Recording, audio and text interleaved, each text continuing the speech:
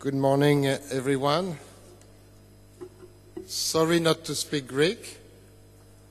I think I can say Kalispera.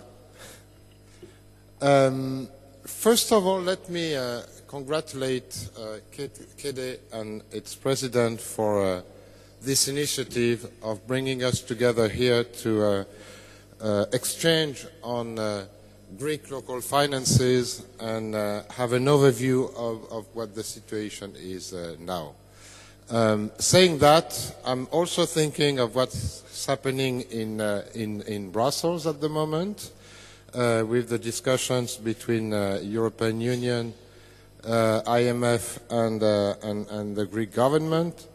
The news seem to be optimistic, but we are like the ancient Greeks waiting for the pity. So we will see what happens.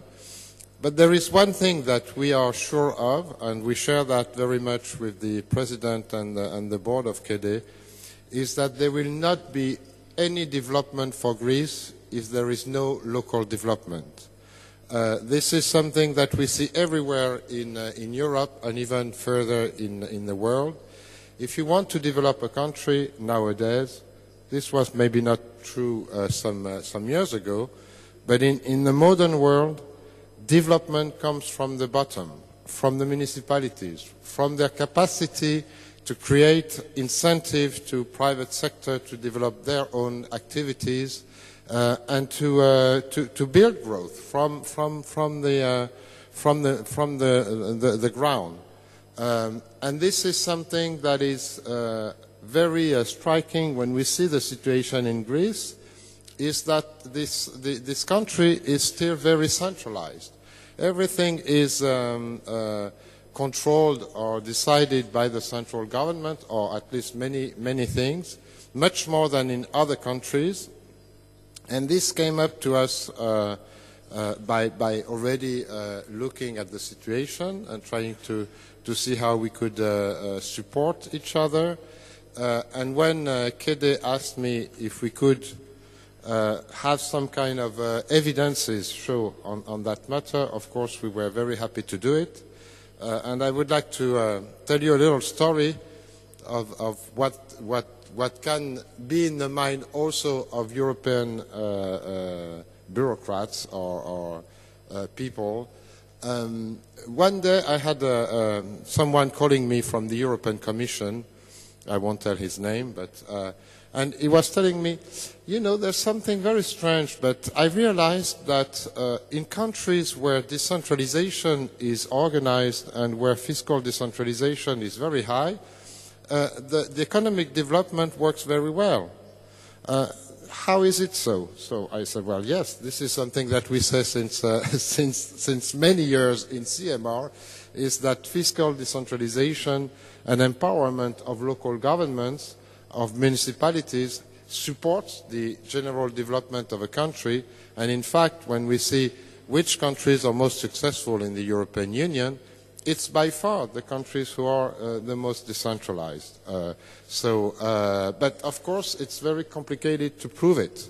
What's the link between those two realities?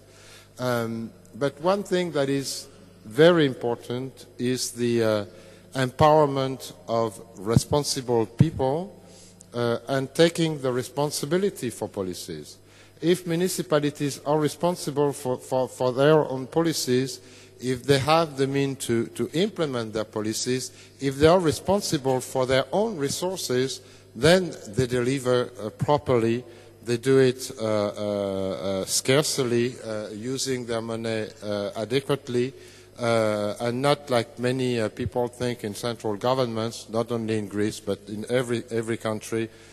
Central governments and administrations have a tendency to think that we as local leaders cannot deliver properly or we cannot spend properly. Well, all the studies everywhere show that it's the opposite. If you're responsible for your own budget on implementing a policy, you will be more responsible than if you get a grant or if someone else pays for your own work. And this is human nature. So let me now start to show you what we did. It's not a very deep study because we had limited time, but it gives already a good view of what the situation is in comparison to other countries, and that was the idea, so that you can also support your own advocacy work towards the Greek central government. So, first of all, we have a little presentation of data about Greece. Then we will see, well, the territorial reorganization that was organized with the Kallikratis program, I think in 2011, if my memory is correct. Then we will see the national and subnational public sector revenue, the local taxes in Europe, national and subnational public sector expenditure, public sector and subnational sector direct investment, and national and subnational public sector debt. First, allow me to say, but the President mentioned it already in his speech, Greek local governments are the least in-depth local governments in Europe. And this is very important to say because, of course, when people talk about Greece anywhere else than in Greece, they think that every government is in depth, that the situation is well, of course the situation is difficult, but it's important to understand that if we want to start something new in Greece, it has to come from local governments because they don't have debts and they use their money properly. So as an introduction, well, of course, you all know that Greece is a member state since 1981, and it's the most affected country in the European Union by the economic crisis. And of course, what we saw is, because I had meetings before with the task force, for example, that was implemented to help Greece, and what strikes me is that even from the European Union, the first reaction was to cut all kinds of means to local governments when it should have been the last thing to do. But anyway, at present, the Greek central governments, that's when we reacted to that and proposed to do that study a couple of weeks ago when they published a decree that would oblige local governments to transfer all their surplus cash to the central bank. I don't know what the end of that measure was, but I think, but you of course, you know.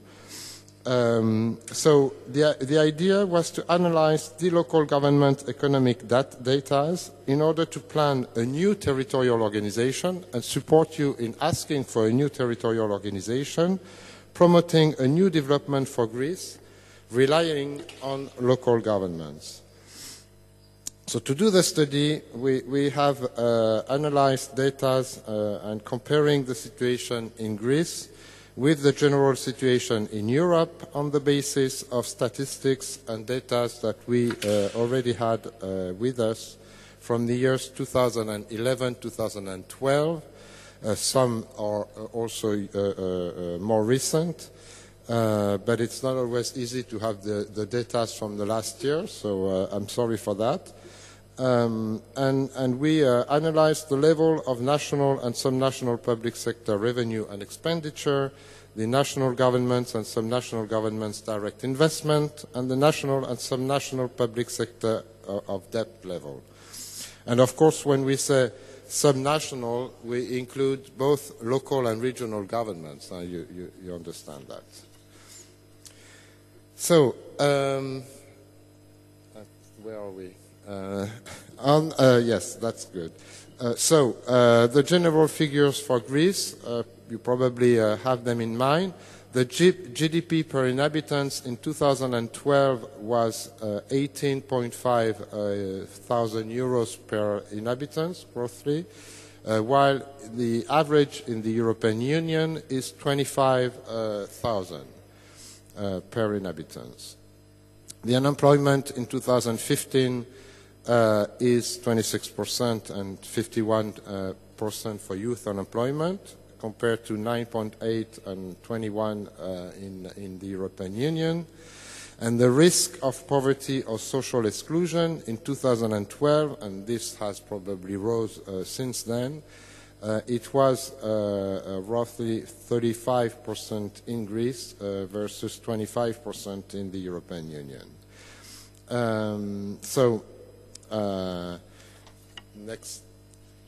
Next slide. We have seen also that there was a territorial reorganization, the Kallikratis program, that was organized in Greece just before the crisis, and that's probably a pity that the crisis had a big consequence on the application of the program at some point. The aim was to step up decentralization in Greece and streamline local and regional public administrations. It entered into force in 1st January 2011, but the Kallikratis program was interesting because it modified the vertical division of competencies in favor of municipalities at the time and boosted their powers by conferring new functions to local authorities. But at the same time, because of the crisis, the means to municipalities were drastically reviewed. Now we have the level of subnational revenue. In the percentage of total national public sector revenue in GDP is similar in the EU as it is in Greece. In the EU, it's a little bit less than 45% of the GDP, while in Greece, it's 42.3% of the GDP. So a little bit lower, but not so much. Greece has one of the lowest level of subnational revenue, 3.3% of the GDP, which is very striking when we compare to the other EU countries.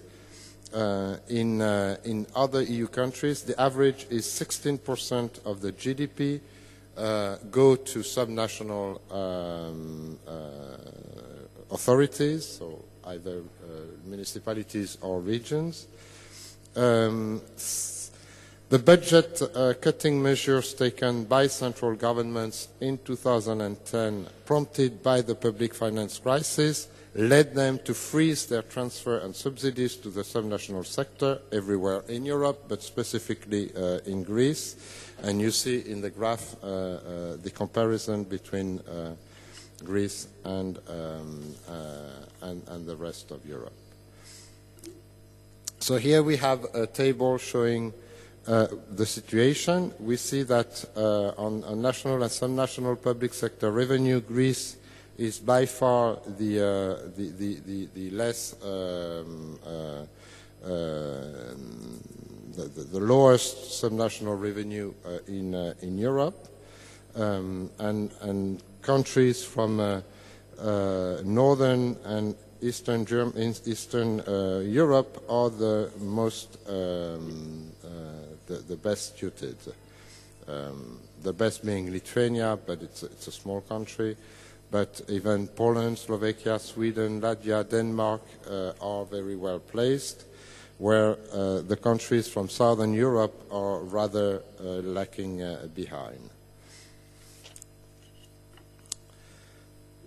Local taxes in Europe.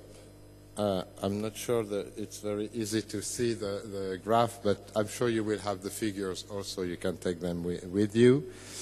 We have made a graph to see what were the different local taxes in different countries. This is from 2010, so it has probably changed a lot, but this is the last figures that we could get. I won't comment on this, but if you have it on papers, you can see the different level of taxes that are produced. The different taxes are either property tax, social contributions, grants that local governments get from their central governments, and other, it can be a tourist tax or other kinds of tax.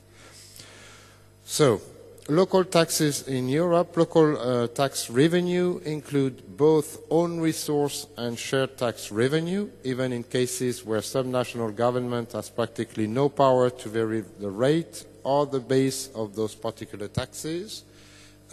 It's important to understand that in some countries, local governments decide what is the level of taxes they want to implement, where in other countries, and I believe this is the case in Greece, the taxes are decided by the central governments and you have no capacity to move it locally. So the different taxes are either the income, profits and capital gains tax. This includes all taxes on income. It's only applicable in northern countries. And to make you dream a little bit, in countries like Sweden, the taxes on revenue and incomes are taken by the local governments and redistributed to the central governments, which makes a very big difference. You see that the gap is quite high to cover. Then property tax, this is something that you know about. It's all taxes on land or buildings that are collected locally. And I know there is a problem about collection here in Greece that we will try to address in a further meeting or seminar.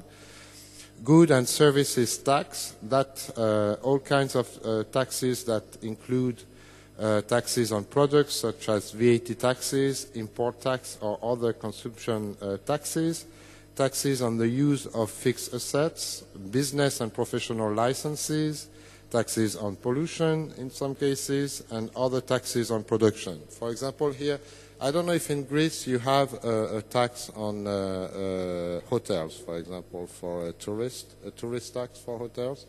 Usually it's something that I'm not talking about VAT, and it's a specific tax on staying, and usually that goes to the local government in Europe. Then other taxes include taxes on payrolls and workforce. Next slide. Yes. National and subnational public sector expenditure. We have analyzed the level of expenditures from central and subnational public sector. The percentage of national public sector expenditure is similar in Greece, 51.8% of the GDP, and in the EU, 49.1% of the GDP. You see that it's quite similar. But the difference, of course, is that GDP in Greece is lower than in other countries. So the subnational public sector expenditure is lower in Greece, 3.1% of the GDP and 5.9% of the national public expenditures than the average subnational public sector expenditure in the EU. And this is where we see that compared to other countries of the EU, Greece is very centralized in its expenditure. In the rest of the EU, the average is roughly 17% of the GDP and 34% of the national public expenditures is led by local or subnational governments. So that's about 20% difference. The resources allocated to the subnational governments in Greece are the lowest after Cyprus and Malta, who are very small countries, so difficult to take into account, but also in the Mediterranean. So there must be a tendency. Then we have this graph that shows the situation in all the countries, and you see that also here the countries who are the most federal or decentralized are the ones where subnational public sector expenditure is the highest compared to the others. So the best suited is Denmark, then Sweden, Finland, Belgium, Spain is also very, but it's almost a federal state. Germany, who is a federal state, Austria, who is a federal state, and then the ones who are lacking behind in a way are the most centralistic states. Another slide on public sector and subnational sector direct investment. The public sector direct investment is lower in Greece, 1.9% of the GDP, than in the EU, 2.3% of the GDP. This is, of course, due to the economic crisis.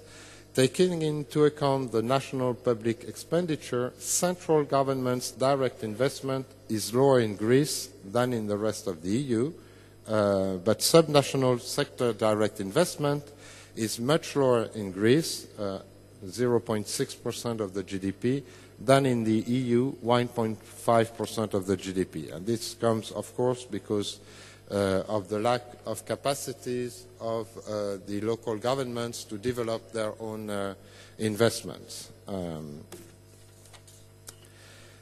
The national and subnational public sector debt now. The national public sector debt in Greece is, as you know, 170% of the GDP. Of course, this is the larger in the EU, and this is due to the economic situation. But the debt level is 82.5% of the GDP in the rest of the EU. The subnational public sector debt in Greece, so for local and regional and regions, is 0.9% of the GDP and 0.5% of the public debt, which is much lower than in the EU, where it is 12.5% of the GDP roughly and 15% of the public debt. So you see here that there is a capacity for subnational governments in Greece to invest and to develop policies or investment that will support the development of the country. If we separate, of course, the question of national public debt and local public debt. So, to conclude this presentation, and I will be, of course, happy to answer also your question if you have some afterwards, we would like to say that the reform of 2011 gave new competencies to Greek municipalities, but the budgetary cutting measures taken by the central governments afterwards has reduced financial transfers from the central government to the subnational sector. The Greek local and regional authorities' revenue is among the lowest in Europe. The low resources combined with new competencies given to local authorities is a major challenge for Greek local authorities to efficiently perform their functions and fully maximize their competencies. In Greece, the subnational debt is low in comparison with the debt at national level because of the low subnational public sector expenditure. This shows that the high-level national public sector debt in Greece is not held by subnational authorities, but by the central government. The Greek local governments are, since the beginning of the financial crisis, the last bastion of the fight against the social disintegration, which is frightening Greece. They can give an impetus to the economic recovery of the country, but it is more important that we agree to reinforce the level of their economy and financial autonomy. This is what is very important. It's that you should not, and we should not altogether, just ask for more money from the central government. Of course, it's important to have resources, but what is more important is to have resources affected to local governments that are targeted to local government, and where the central government cannot decide 1 year you have this and the next year you have this. You have to have your own resources led by local taxes and decide with the central government which part of the taxes you will get, so that you can develop your own policies in the long run and not be affected by changes at the central level. So that's something really that I would insist on, is to have your own revenues on which you are responsible for, and capable to adapt them to your own needs locally. This will be my conclusion. And again, this is a first work that we do here.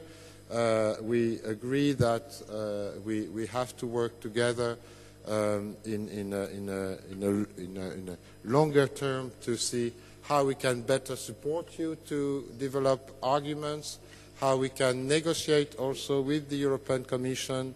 I know that there is a request from President of Cedre to have this 10% earmark on the Juncker plan. This is something that we will follow.